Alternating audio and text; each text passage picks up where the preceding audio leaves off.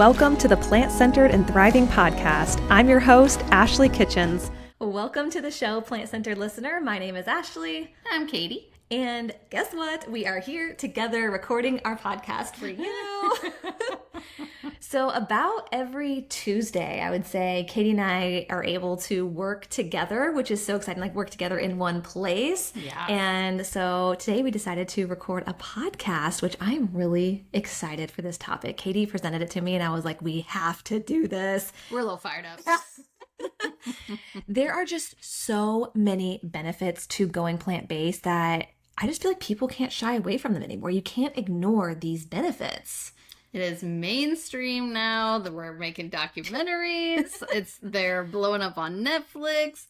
Your neighbor, your cousin, your uncle, your friend, everybody's got a vegan relative or friend now. It's true. And there's a reason for that. There's a reason it has, taken on like wildfire. Mm-hmm. We're going to talk about all those reasons. Yeah. We're going to shout from the rooftops. Yes, and so we've seen a growth in our audience on many platforms and our podcast listeners. Yes. And we just want to say how much we appreciate you being here. We are so thankful for you, and we know that you are here for a reason. Whether you're interested in going plant-based or whether you already are plant-based, there is a reason you're here listening to this information, and we are so excited. So this episode is really a call to action for you. Like Katie said, you probably know someone who's plant-based, maybe you're plant-based yourself, but every day there is more and more research that comes out about the benefits of eating plant-based. I mean, the data is staggering. And our experts have provided facts and figures, people we've had on the podcast. I mean, it's mind-blowing and it's so exciting, isn't it, Katie? So exciting. I've joked about this with Ashley before about, whoever does vegan marketing, like they're getting better, but we could use some help because, diet culture and, lose weight in 21 days, all of those things, they have billions of dollars in marketing. And so when it comes to those types of things and that type of behavior change, that change is really sexy. Yeah. Yep. Especially when you're talking about like weight loss or things that have like a quantitative analysis where you can really hang your hat on. It's like, oh, I lost 5 pounds. I lost 10 pounds. You can really see that change. But with plant-based, it's not always sexy. No, yeah. A lot of these results are results that are on the inside or how you feel. Yeah. I will say though, when people go plant-based, there is like an energy and like a glow about them that is undeniable. Yeah. Which is always exciting. But you have to get there first. But sometimes to get the motivation to change, it's like, well, maybe I'm 25. I'm not worried about my cholesterol yet. I'm not having any symptoms. And when you're talking about heart disease, sometimes you don't know the symptoms are there until after you've had some type of cardiac event. Right. And so we really wanted to stress, and we're trying to make the benefits as sexy as possible. So again, just because they're not visible does not mean they're not vital. Yeah. Some of these changes could mean the difference between, life and death. Mm-hmm. Not to get dark, but I mean, it doesn't mean that these changes are not crucial for your life and your longevity. Yeah. So really, I mean, you're never too young to start. And also, you're never too old. I remember, Katie, it was like a lady was in her late 90s and she had just gone plant-based. And she had said something like, I feel like I've been lied to my whole life about the way that we should eat, quote, should eat. And she had just felt better than ever. And she was in her late 90s and she was shocked by the results that she was seeing and how good she was feeling at that age. So again, you're never too young to start thinking about it, and you're never too old to start putting it into action either. Absolutely. It's never too late. Never too late. So we're, like I said, we're getting fired up. So for those of you who are our listeners who are out there, you're driving in the car right now, you're listening while you're working, you're cleaning up your house, this is a call to action for you. What are you waiting for? I want you to really take in what we talk about today. Let that sink in. Let these benefits, these changes that you can make with this, just changing how you eat, why wait anymore? We're putting it all out on the table and calling you to take action and let them help you take that first step. But also, too, to the rest of you who are maybe plant-based and you just feel like you're in a rut. Maybe you're sick of eating tofu, or maybe you're tired of hearing your family complain about eating vegetables, or maybe you actually miss having meat 3 times a day. These are reminders for you, beautiful reminders about why you went plant-based, because we don't live in a plant-based world and sometimes it can be really challenging. It's not necessarily the plants that are the challenge, it's usually the people. But no matter the reason you started, these are some of our favorite reasons to stay plant-based when it comes to your health. So we're going to talk about those. Okay, let's do it. All right, so let's kick it off. One of my favorite topics is cholesterol. And we've had some remarkable stories on the podcast. But before I share those, vegans, plant-based vegans, have an average, y'all listen to this, an average total cholesterol of 160, which is 40 points lower than non-vegetarians in these studies, that these people that were researched. And additionally, so this level, the desirable level is less than 200.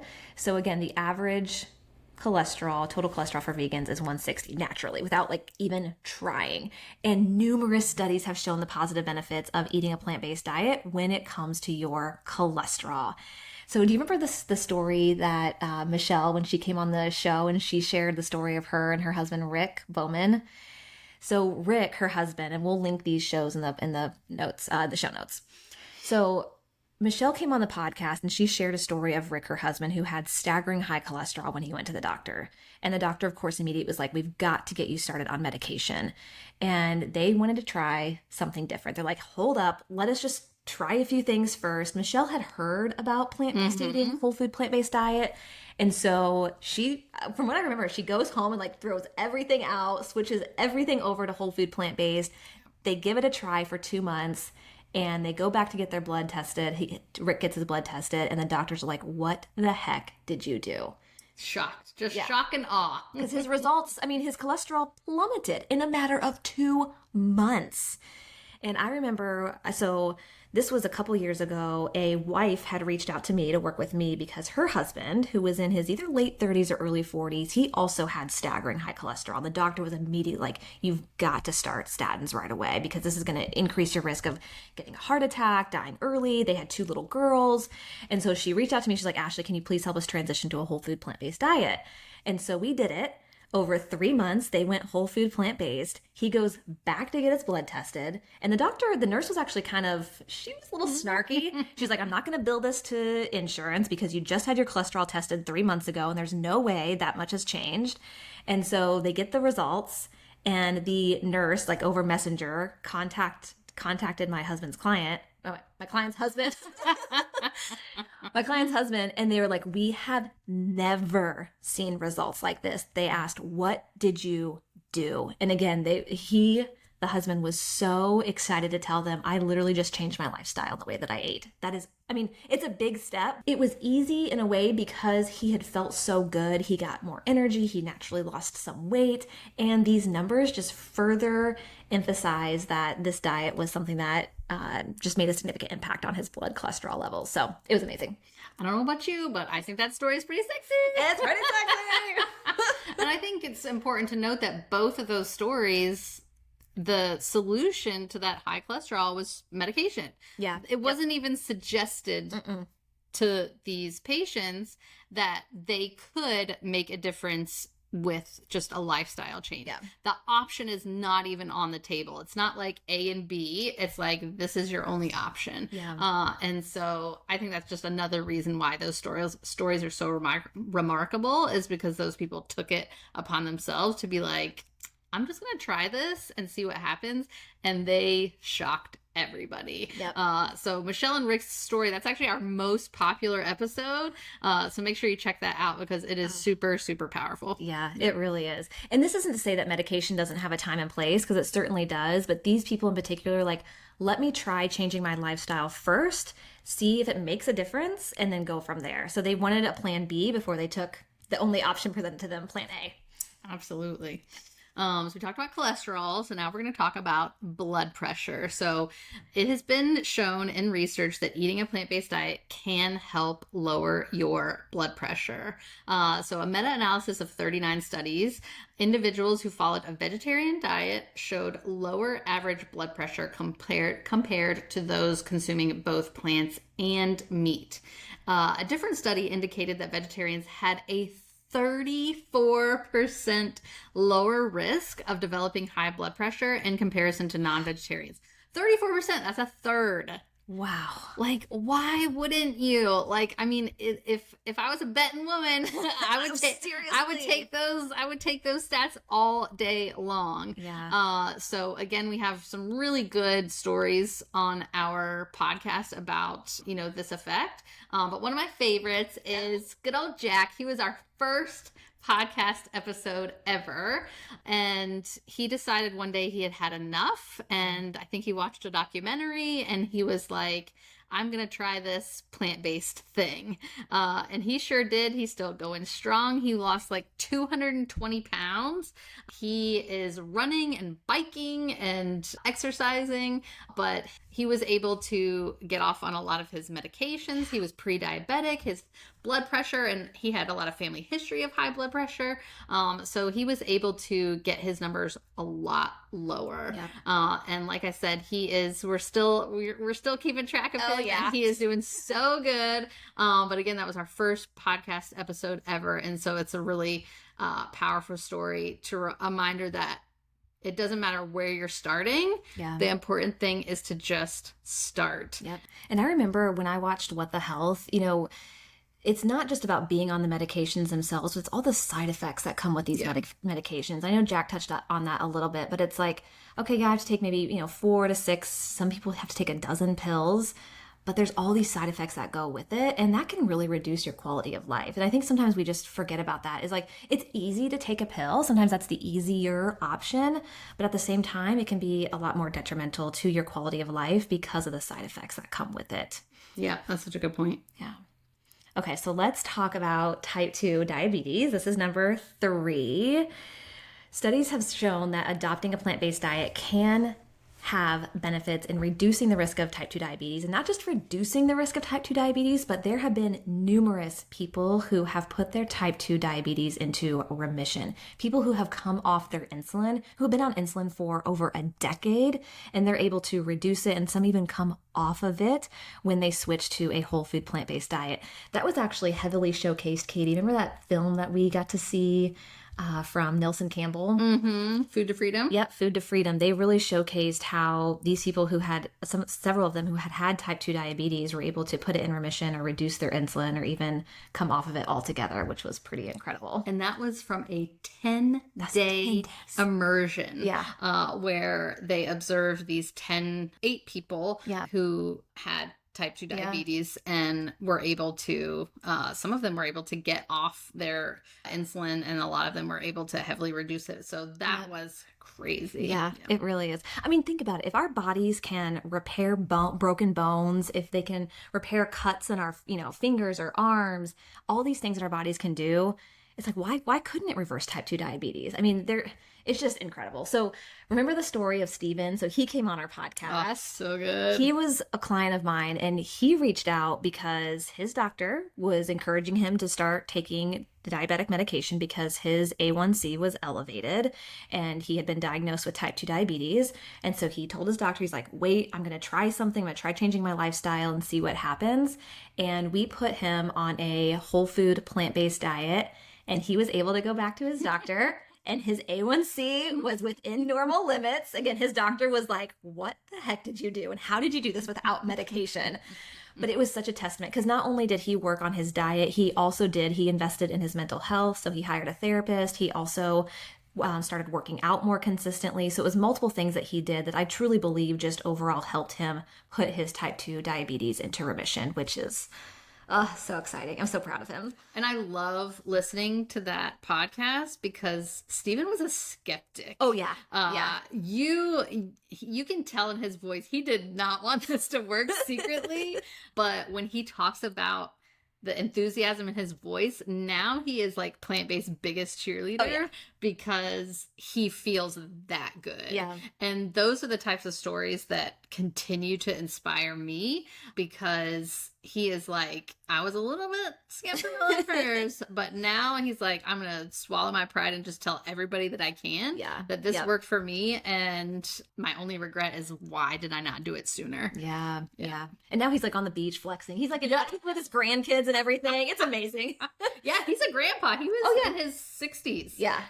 So shout out to Steven. Great episode. So we'll link that one too. So good. Yeah. So let's talk about heart disease specifically. So eating whole food, plant-based foods can be beneficial for heart health, as they are high in fiber, they have no dietary cholesterol, and they contain low levels of saturated fats. While on the other hand, eating meat and cheese and eggs can lead to excessive cholesterol and saturated fats, which is going to build up that plaque in your arteries.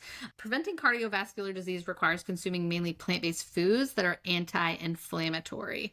So studies done by Dean Ornish, Caldwell Esselstyn Jr., and others have shown that a low-fat plant-based diet combined with regular exercise and healthy overall lifestyle can prevent, delay, and even reverse heart disease and other cardiovascular events. So again, that's just a reminder that it doesn't matter where you are. It doesn't matter if you're doing this for prevention, for delay, or reversal, right?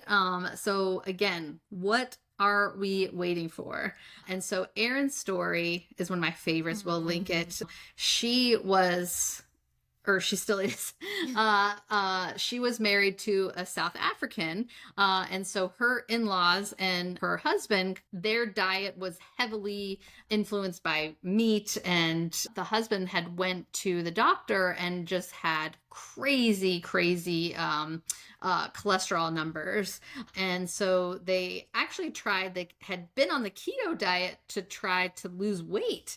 And they went to the doctor and they're like, oh my gosh, they couldn't even, for his age, they were so high, they had no way to measure where he was at. It was that high, because they just didn't see it ever at his age. And so she panicked. Oh, yeah. She was really nervous about her husband. She had young kids at the time. And she was really nervous about losing her husband. The doctors threatened her that was inevitable if they didn't make a change. And so certainly, medication was discussed and implemented. But she started doing her research, and she was one that dove in head first.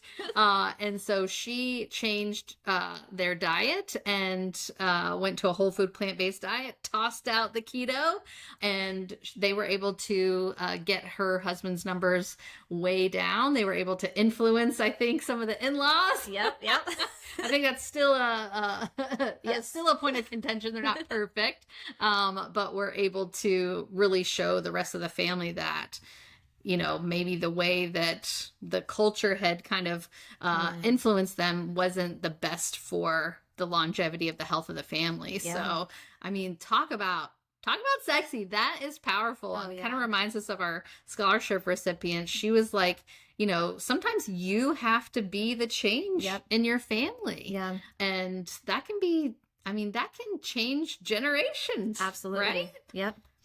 Yeah, because you're influencing your kids, you're influencing even like the people above you, your parents, your grandparents. One single person can make a difference. It really can. Even you sharing this podcast with someone who is struggling with something here, that could potentially make a difference. You just never know. We've heard so many stories. I heard of one recently where a guy was given a book about, it was like, I think one of, Neil Barnard, one of Neil Barnard's books. And he read it. He was very anti-plant-based, but he read the book and it was like, it totally opened his eyes. And sometimes it just takes one piece of information, one book, you just showcasing your lifestyle for that to have an impact on someone else or to get them thinking. I love that people like are driving their parents around or their husband around and they put the podcast on. They're like, Yep. let me just let that seep in a little bit. It's very sneaky. Yep. I know. I was just talking with a client recently, and her husband's a little wary of going plant-based. And I was like, we were talking about like, what do you think he's resistant to? And I was like, has he watched The Game Changers? Where it shows that like plant-based eating is actually cool for like for men and stuff. And she's like, oh, that might be a good idea. So yeah, a lot of things there. Okay, so let's talk about longevity. We actually, it was pretty recently, we had a longevity expert on a couple months ago, and she talked about the benefit of a plant-based diet when it comes to really increasing your lifespan. A diet focused on plant-based foods can lower your risk of all-cause mortality by 25%. So Dan Buettner, he was the Blue Zone's founder, and he discovered 5 places in the world called the Blue Zones where people live the longest and are the healthiest. So these are people that they have the highest rate of centenarians, of people who live over 100. And these people also happen to have very low rates of chronic disease that we see in a lot of places like the US, like heart disease, high cholesterol, high blood pressure, type 2 diabetes. And what do these Blue Zones all have in common? They eat a predominantly plant-based diet. So they are very plant-forward in their way of eating. There's also a lot of other things they do, like they have a great sense of community. They're very active, but their diet is primarily plant-based. So whenever I see these like fad diets come across, or like, oh, this is the next thing for your health and longevity, I'm like, don't forget about the Blue Zones. These people who have literally been around for hundreds and hundreds of years, who are living long and have low rates of chronic disease. So we'll also link that longevity expert in the show notes because she just had a lot of great things to say if you're interested to learn more about longevity. Good episode. You want to nerd out, it's a great one. But I mean, 25%, like if you could do one thing in your life to lower the risk of all causes of, those disease mortality, 25%, like when you put it in black and white like that, it's like, why would you not choose that? Yep. Like, think about it. Like, I'm thinking about like fad diets, like what percentage of those work that we're paying billions of dollars for to get us probably a small percentage of success rate. 25%. I mean, that's a quarter. I mean, that's huge. Yeah, it really is. It's staggering. You can't ignore it. It just makes me think of all the people, like I've had a couple people pass away in my life who I feel like if I would have known what I've known now, that maybe something could have changed. And obviously you can't go back and change anything, but I just think that food is incredibly powerful. So yeah. And it's such a reminder that, especially from an American perspective, that food and nutrition, the way we talk about it, the way it's stressed in school, it's just backwards. Yeah. And so to start talking about it is so important. Yep. I completely agree. Yeah. All right, number 6, we're going to talk about inflammation. So the impact of diet and exercise on inflammation is significant. In particular, habits like smoking, inconsistent sleep, and consuming foods high in sugar and unhealthy fats can lead to increased inflammation. On the other hand, research indicates that incorporating fruits and vegetables into one's diet can help reduce inflammation. Replacing animal-based foods with vegetables, fruits, nuts, and legumes also significantly reduced inflammation. So one of our favorite episodes, shout out to Kate, who actually came to our wellness retreat last September. Oh my gosh. It's been almost a year. She has rheumatoid arthritis. And so she has found significant reduction in her symptoms because she uses a plant-based diet as one of her, kind of prescriptions. So really interesting episode to talk about when she kind of finally had that realization that what she was eating was affecting those symptoms and that she had the power to change those symptoms, not get rid of them completely, but make a big impact in her quality of life just by changing what she ate. Yeah. So, I mean, that's what we want to do. We want to empower you that you can, you have that ability to make big changes in your life. Yeah. I mean, yeah, if you think about what you're eating on a day-to-day basis, and we do not preach perfection here, and also food needs to taste good.